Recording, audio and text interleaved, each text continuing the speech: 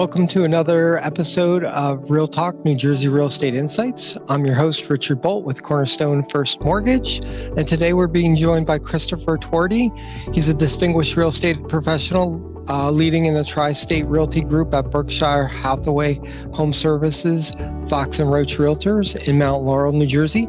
His team is consistently ranked among the top in Burlington County and received numerous accolades, including recognition as the #1 agent in New Jersey by Apple News in 2023, with over 1,090 sales and price ranging from $31,000 to $1 million. He brings extensive experience and insight to the real estate market, and we're happy to have him on board. Great. So welcome, Chris. How are you today? I'm good. Thanks for having me today, Rich. It's our pleasure to have you. So just wanted to get started first off with what inspired you to get into real estate, and how did you build such a successful career in Burlington County? Well, I was fortunate enough that my entire family has been in real estate prior to me. So I was fortunate enough when I was a kid, I was able to learn from both sides, from my grandmama, who was a real estate agent over at Whitekert in Medford for years. Okay. She passed away in 2004. She was pretty successful. Sorry to hear that. No, I appreciate that. Like I said, it's been a while now. It's been a while, yeah. Yesterday. But then my dad and grandfather were contractors. Okay. So from both sides. So, you know what I mean? I was able to go out with them when obviously it was sunny, weather was good. When my grandmother, when it was raining, weather was bad. But I got to get insight from both sides of things. Nice. And that attribute to, obviously broaden the reach because I've lived in Burlington County for my entire life, except when I went away to college. So it's great to not only learn from market insights, but also the fact of being a resident myself. So you grew up your entire life in Burlington County? Where'd you go to school? So I went to Lenape High School. Okay. But prior to that, I went to St. Mary of the Lakes in Medford. Okay. Yeah. Where'd you go to college?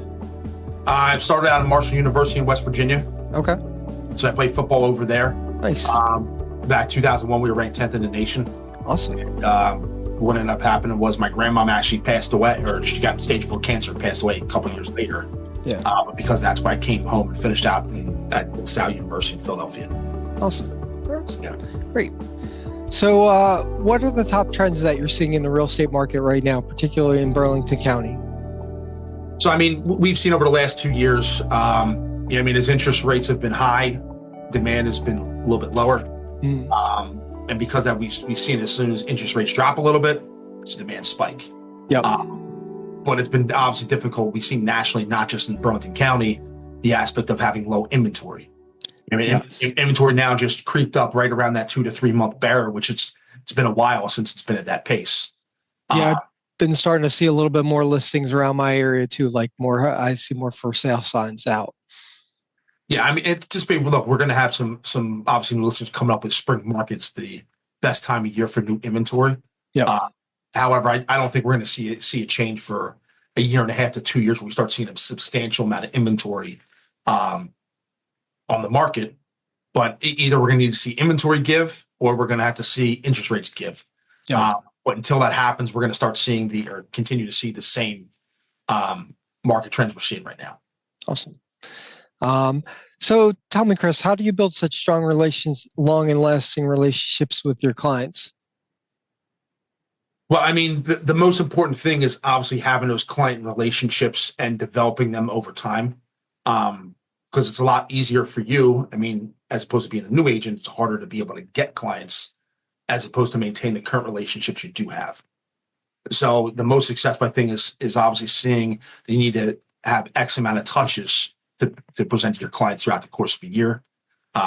Some people go through and they do Phillies and Eagle schedules because they're staying on their client's fridge for six to 9 months. Yep. Which is definitely one way, but whether that communication through combination of phone call, text, email, client events, there's just a lot of different ways to expand and develop those relationships further. Yeah. Do you do any, I do a quarterly call with my clients. I check in, every 3 months, check in with them, see if there's any new developments, are any changes in their home circumstances, anything I can help them out with, and any friends, family, coworkers looking to buy, sell, refinance. Always trying to, stay top of mind with the clients. I think that's important, and building that long-term trust with them. So I bet you have clients that you're starting to see, like, their kids buying houses and stuff. Yeah, so I mean, it's fortunate enough. I mean, it's great that you handle that aspect for your clients and able to do every 3 months. Sometimes on point, maybe we get a little sidetracked with the current market and obviously running the amount of business we do have. Yeah. But in this instance, I try to do 3 months. Usually, it's between the 3 to 6 months area. Nice.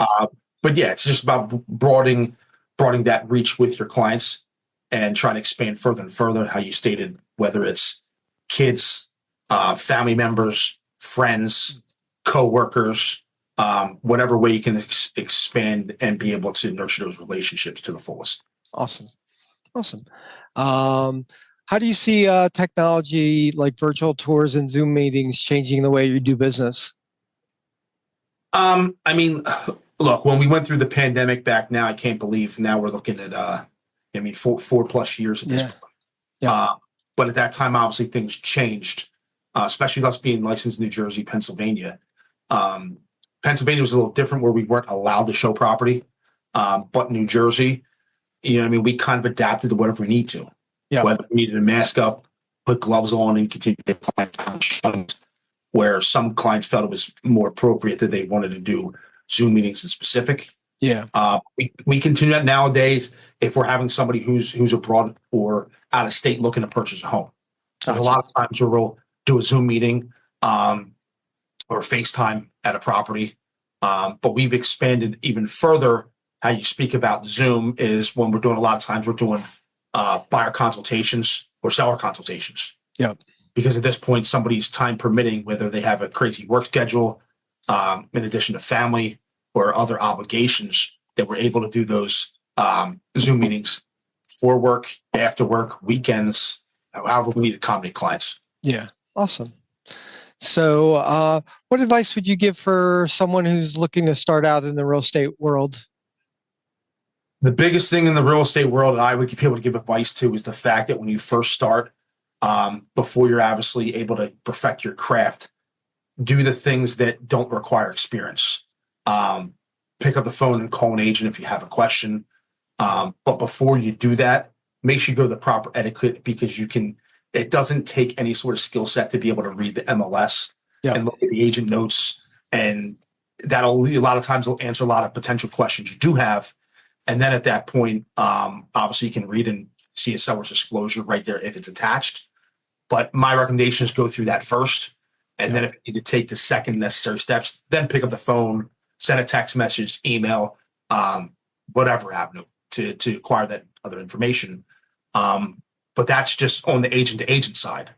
But on the client basis, I mean, sit there and role play and act out with one of your agents in the office. You can go through experiences, whether it's through a call, a meeting, consultation. Go through and call one of the agents that in the office that has a lot of listings. See if you can potentially tour that to get the nervous jitters out of opening up a house, turning on the lights.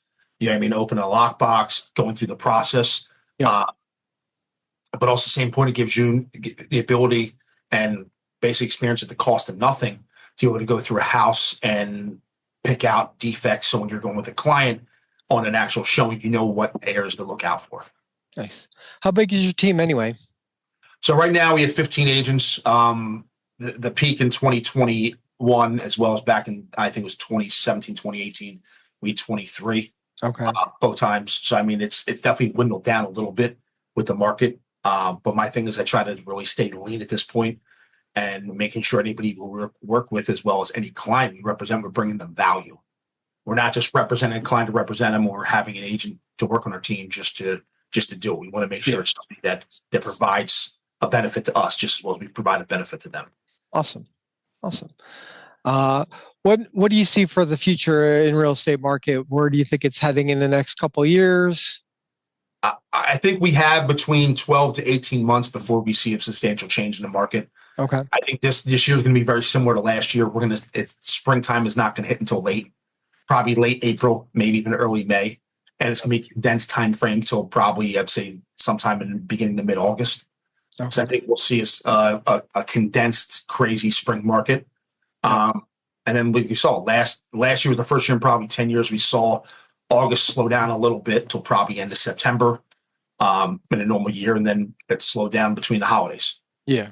We're not used to seeing that over the last 10 years, but I think we'll probably see the same thing again this year because regardless, whenever there's a new administration that comes into the White House, usually takes time for you to see the effects implemented. So I think we're definitely 12 to 18 months before we see a substantial change with the real estate market. Yeah. I've been hearing stuff about how HUD has been bailing people out of foreclosures, and they've prevented a ton of foreclosures from happening. I've even seen it myself where I've reached out to a client, and come to find out they have a partial claim, and those are like interest-free loans that they give to people. And they're saying that by doing that, they've prevented so many foreclosures that would have happened, which would have put more inventory out on the market. But because they've been kind of artificially inflating the market by funding those what they call HUD partial claims, that they've kept the inventory lower than it would have been otherwise. So yeah, I mean, interesting. You're seeing that from that aspect just with HUD, but we're also seeing a lot of forbearances. Yep. I mean, obviously you can kick the can down the curb, but eventually that's going to be due at some point. Yeah. I mean, it's good. The government is trying to do whatever they can to be able to try to help people stay in their homes. But I mean, something's got to give with the economy. I mean, look at the price of eggs right now, basically almost $10 a dozen. Yeah. I never thought that I'd see that you could get 3 pounds of ground beef for less than you would for a dozen eggs. I know. My wife had been bugging me to get a chicken coop a while back. Looking back, I think maybe I should have took her up on that offer. Now, yeah. Yeah, I was just afraid that she'd be like, "Oh, it's too cold out there for the chickens. Bring them in the house. It's too hot out there. Bring them in the house." So, and between the dogs and the cats, I don't think the chickens would fare well in our house. So, tell us a little bit about your personal interest outside of real estate. How that's shaped your professional life. I mean, basically, personal interest come down to my wife and my daughter. That's really where the rest of my time does get spent, the little I have remaining. But like I said, it's basically spending time with my family, trying to relax and just take time away from work because you need to have some sort of work-life balance. Absolutely. Yeah. So you played football in college? Yeah, a long time ago. Now it's 21 years. So it's been a while. I know. I bet you feel you could still go out there and play, though, right? I think you'd be able to go out and play the first day. It's the recovery time is what changes. Yeah. What position did you play? Middle linebacker. Nice. Cool. I love football. Yeah, well, I mean, hopefully you're an Eagles fan because we are, like I said, it was a great year this year. Unfortunately, I'm on the other side of Jersey. Like I'm a little north of you. So Giants? and my grandfather was a Giants fan. So I got Giants and Mets because he was not a Yankees fan. He was a Dodger fan. So yeah, that's tough this year as a Giants fan with Saquon Barkley come the Eagles and then winning the Super Bowl. So. Yeah, that was a little stingy. Yeah. I have a rep that I would bust on about that. I'm like, we want him back. So, but yeah, no, it's good that they won, and we're spreading it around the NFC East. So at least, exactly. So as long as the Cowboys don't win, we're good. Oh yeah, it's been a long time since they've been in there, so they're an afterthought now. Hopefully, they stay that way for a while. Anything else you'd like to share with our audience? No, I mean, it's the biggest thing I can say is with other real estate agents is it's been a challenging last half a decade. Yep. And I mean, it can left people it may be the opposite end of successful or motivated. So it's just the biggest thing I can say is just keep pushing forward because the market will shift, and if it does shift, whoever's left here still standing is going to have the opportunity to be very successful, make a lot of money. Yeah, I know both in the real estate world and the mortgage world, lots of people have not renewed their licenses and stuff. So you got to keep plugging away, and you got to do the activities to be successful. You got to get on the phone. You got to talk to people, have conversations, and that's all. That's what it's about. Absolutely. Awesome. 100% correct. Awesome. Great. Well, it's been a pleasure having you on. I'm very impressed with your work, and the amount of units that you're doing is spectacular, especially, considering this is, for most people, a challenging market. You guys are crushing it, and it's, I know it's not easy work. It's, there's a lot of stuff that you guys do, and you have a very full plate, and there's, so many aspects of the transaction that you have to handle. So I appreciate the time and having me on here. Like I said, it's an honor, and please let me know if there's anything else I can do. Awesome. Thank you so much, Chris. Absolutely. Thank you. Have a great one. Take care. Bye.